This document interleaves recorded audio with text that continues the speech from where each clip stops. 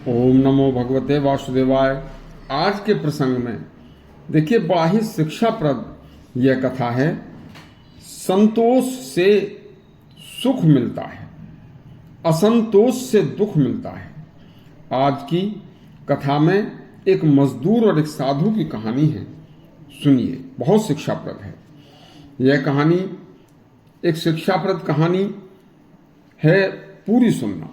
एक शहर में एक बहुत परिश्रमी लेकिन फिर भी बहुत गरीब एक युवक रहा करता था। रोजाना सुबह उठकर दूसरे लोगों के यहाँ मजदूरी करके कुछ पैसे लाकर अपने परिवार का पेट पालना उसका कार्य था। मजदूरी में केवल उसे इतने ही पैसे मिल पाते थे जिससे कि दोनों समय का भोजन पूरे परिवार का और घर का खर्च उसका चल सके। और शाम को स्वयं रूखा सूखा भोजन करके वह टूटी खाट पर ऐसा सोता था कि दिन भर काम करने के कारण उसे नींद बड़ी भरपूर आती थी। एक दिन उसे एक सेठ के यहाँ मजदूरी का काम मिला, तो दोपहर का भोजन सेठ के घर से सेठ के पास एक युवक जब भोजन लेकर आया तो वह सब कुछ वह मजदूर देख रहा था, जिसमें सेठ के लिए खाने के लिए अच्छे अच्छे पकवान, फल, मिठाई आदि थे। और दोपहर को भोजन के बाद आराम करने के लिए वहीं पर एक सुंदर बिस्तर था। उसे देखकर युवक को रात्रि की नींद भग गई। सुबह होने पर जब वह खाट से उठकर चला तो उसे रास्ते में एक साधु बाबा आते हुए दिखाई दिए। उसने बाबा से कहा, हे बाबा, मुझे अमीर धनवान होने का कोई उपाय बता दो। मैं अब गरीब रहना नहीं चाहता। बाबा बोले, जो तू चाहता है बेटा, उसमें सुख नहीं है, लेकिन फिर भी जा। यदि तू अमीर होना चाहता ही है तो जा, तू जल्द ही धनवान बन जाएगा। ऐसा कहकर बाबा अंतर्ध्यान हो गए। गरीब युवक यही सोचता रहा कि बाबा कहाँ गए। और अचानक सोचते सोचते चलते चलते रास्ते में उसे एक स्वर्ण मुद्राओं से भरी हुई एक गठरी दिखाई दी, जिसे लेकर वह चुपचाप अपने घर पर आ गया। दूसरे ही दिन उसने अपना एक सुंदर घर बनवाना शुरू कर दिया और खुद अपना समय भोग विलास में बिताना शुरू कर दिया। अत्यधिक आरामदायक विलासी दिनचर्या के कारण उसका शरीर कमजोर पड़ने लगा और रोगी हो गया।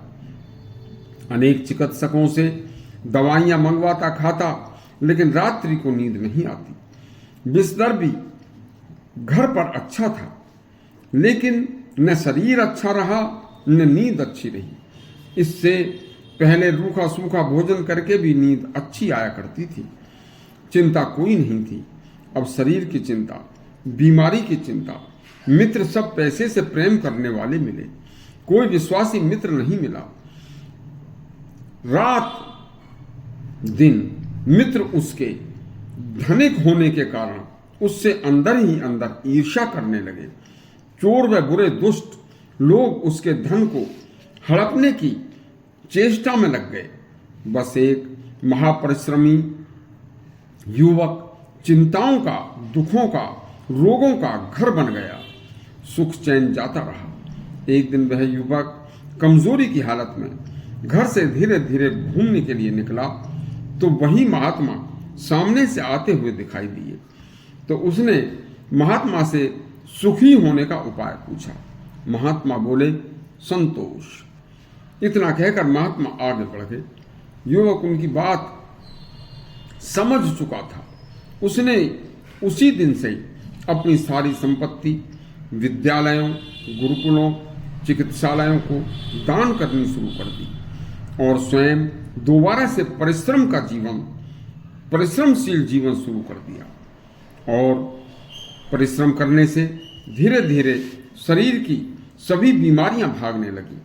शरीर धीरे धीरे स्वस्थ होने लगा और स्वयं सबसे कहता, भैया, सुख, वैभव और विलासता में नहीं है, संतोषी जीवन में है। यदि धन है तो उसका उपयोग भोग विलास में मत करो, सर्व समाज के विकास में करो। परिश्रमी व्यक्ति ही सर्व सुख प्राप्त कर सकता है।